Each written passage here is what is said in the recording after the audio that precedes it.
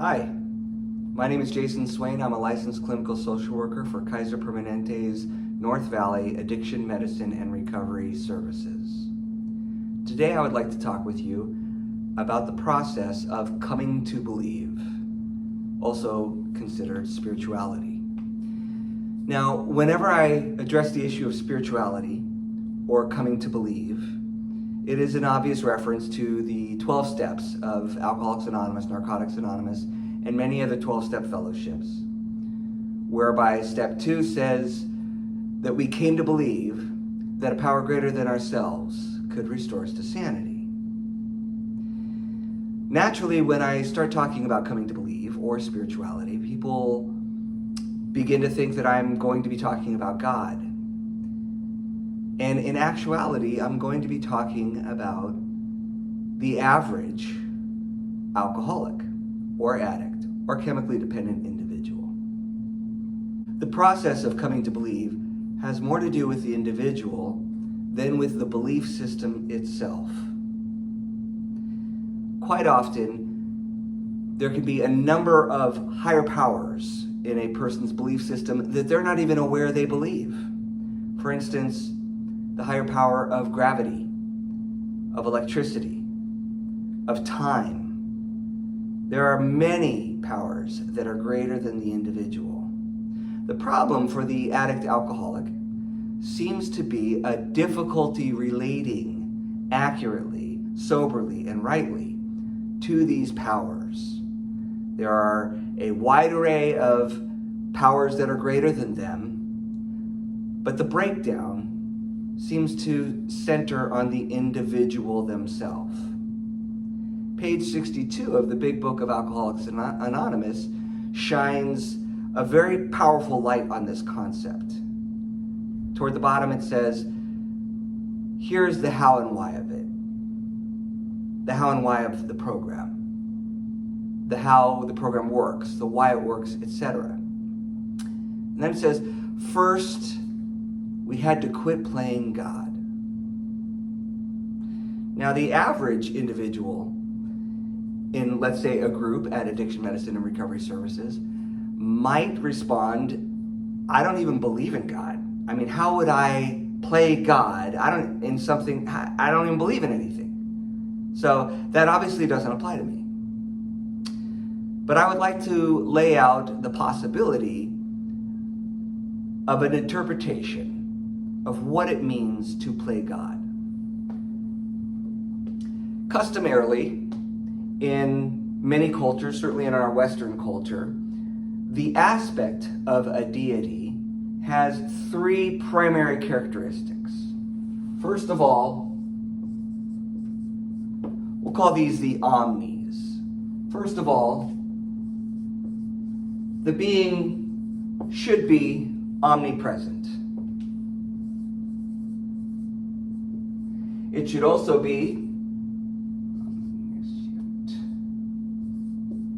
there we go, omniscient. And it should also be, lastly, you guys know this, omnipotent. So these are the omnis that are associated with many people's understanding of God. The idea is that the omnis, of course, refer to the word all. And the idea is that a being would be all present, all knowing, and all powerful.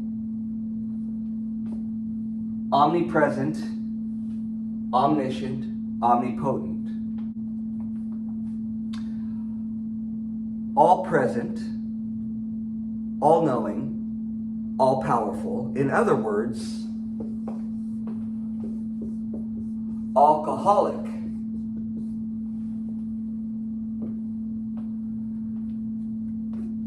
These seem to be primary drivers for an addict alcoholic. The drive to be everywhere all the time. It's such a problem. Quite often we're doing a 90-minute group and the member of the group is barely even present in the room. Their mind is elsewhere. They might be thinking about what they're going to be doing at the end of treatment today. They might be wondering how they're going to get in certain requirements of our program and the requirements of their job and taking care of the household and maybe even developing a grocery list. They might start thinking about the past. They might start thinking about the past regrettably. All of a sudden, it's almost like an undertow. They're kind of sucked back into pain or problems that occurred 10 or 20 years ago, but feel like they are occurring right here and now.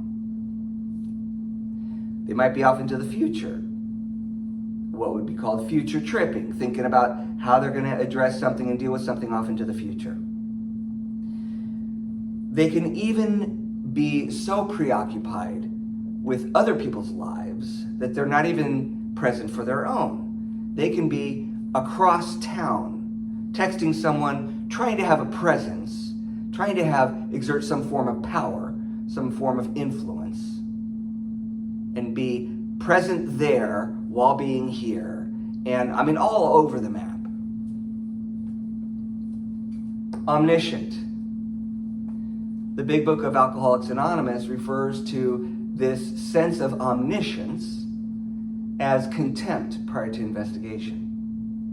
It's this ability to draw conclusions that you don't need certain information, that people can't help you like you can, that you know what's best and nobody else does.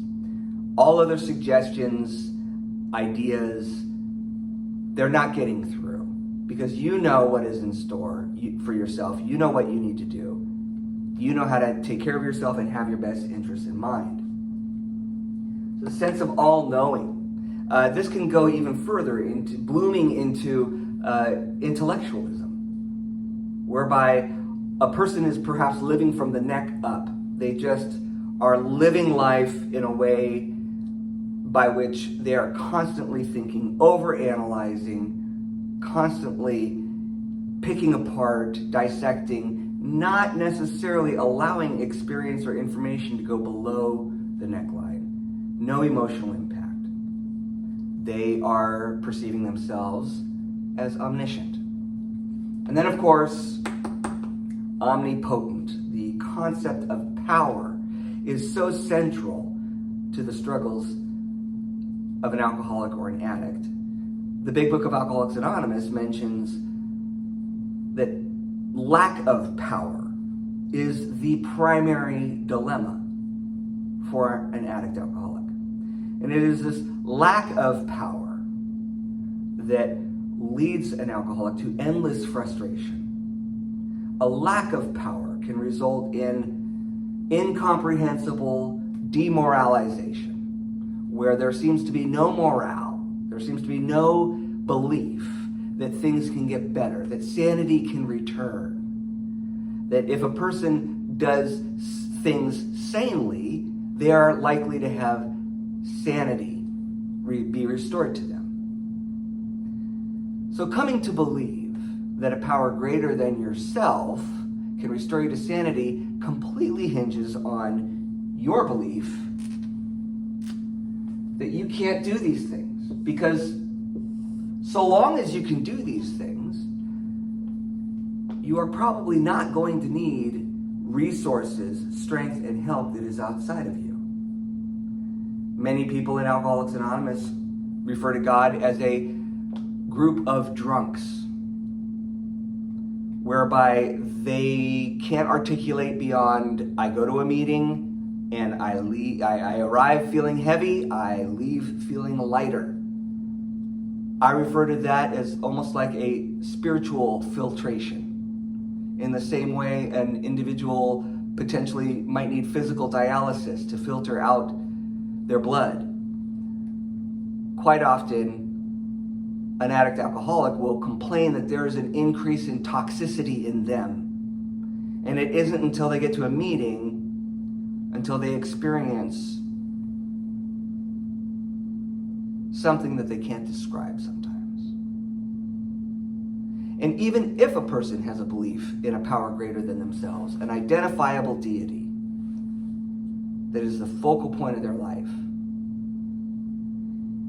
they may still choose to do their own thing the way they want to.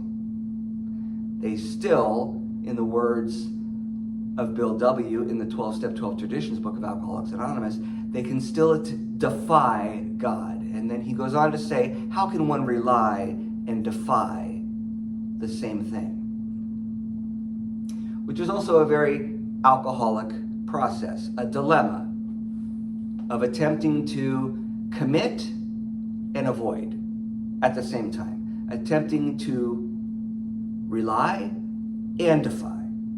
So even if an individual has a belief in a power that's greater than themselves, there seems to be a need to utilize a group of drunks in the same way an atheist might utilize a group of drunks.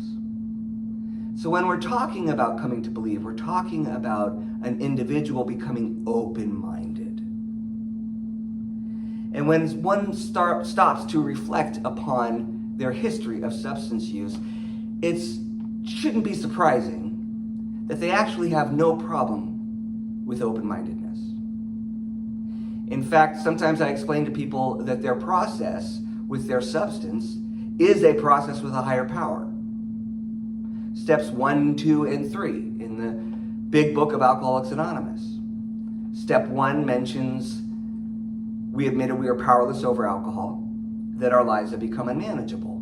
Step 2 is came to believe that a power greater than ourselves could restore us to sanity. Step 3 is made a decision to turn our will and our lives over to the care of God as we understood him. I like to substitute a person's substances in the place of higher power or God, because it seems to be relatable when they consider their past using substances. For instance, on a given occasion at work, while a person is still drinking or using, they might be having a difficult time. Tension might continue to mount. They might start looking at the clock and feeling this sense of powerlessness. They can't come under the influence of alcohol just because they want to feel it. They are dependent upon that substance. They can't generate that experience on their own.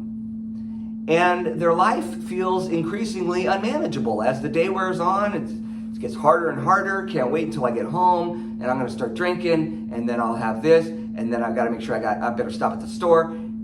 And a person is already strategizing how they are going to perform step 2. They are already coming to believe that their alcoholic beverage is going to restore them to sanity. They are already under the influence of that idea before they even have the bottle hit their lips.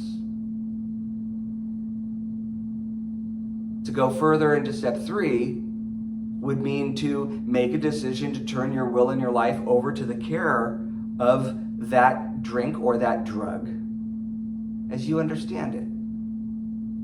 Sometimes I'll even mention making a decision to turn our will and our lives over to the care of methamphetamine as we understand it,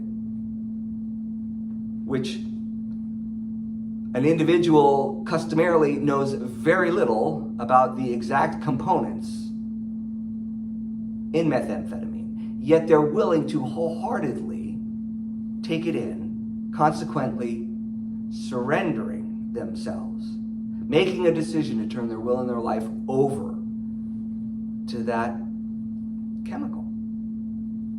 And sometimes I articulate it this way. For a person that's an addict alcoholic to drink, to ingest a substance, that's to make a decision to turn your will and your life over to the California Penal Code as you understand it. I've seen many people, as a result of their substance use, they've turned their life over to the care of CPS as they understand it. And they had no understanding of how Child Protective Services worked. But they do now. For a person who is addicted, to ingest the substance is to make a decision to turn your will, your life, your future, everything that you think you're about over to that substance.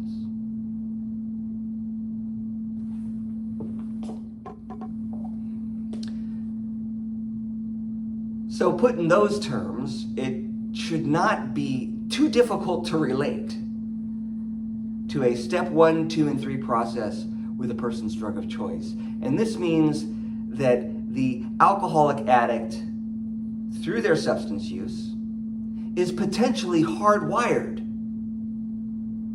to admit they're powerless, to come to believe, to make a decision. They've shown time and time again, perhaps over the past decade or more, that they can fully do steps 1, 2, and 3.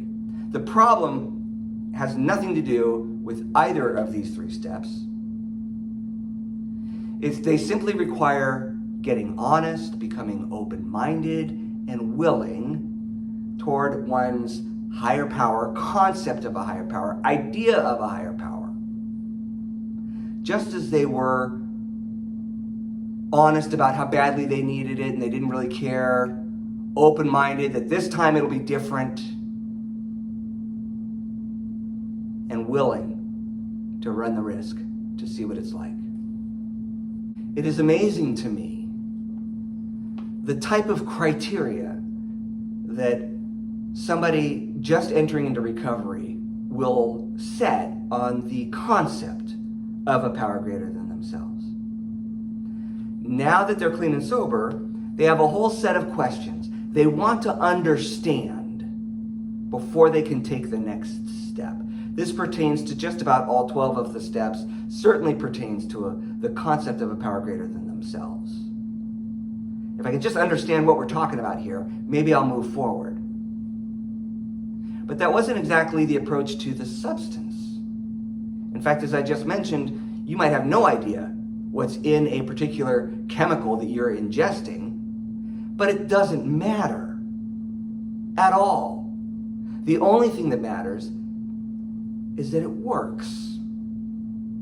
And constantly peppered throughout the big book of Alcoholics Anonymous, you have that basic concept. This didn't work. That works. It really does. Over and over and over again. And it's in reference to approaching life coming from the position of one's disease versus approaching life coming from the position of one's recovery. So there is a rumor in Alcoholics Anonymous, Narcotics Anonymous, Marijuana Anonymous, a number of 12-step fellowships. The rumor is that the way you do life is not working, but these steps will work. There's only one way for you to find out, and that's by attempting them. As I mentioned just a moment ago, if somebody is putting understanding before action, they're going to be paralyzed in a program of recovery. Because the idea in recovery is that the action precedes the understanding. In fact, you won't experience true understanding without the action first. Basically, the program of recovery is asking you to lead in the same way you led into your substance use. Open-minded, willing, surrendered. You didn't have to understand a whole lot to take that next step. So here you are, embarking on the journey of recovery,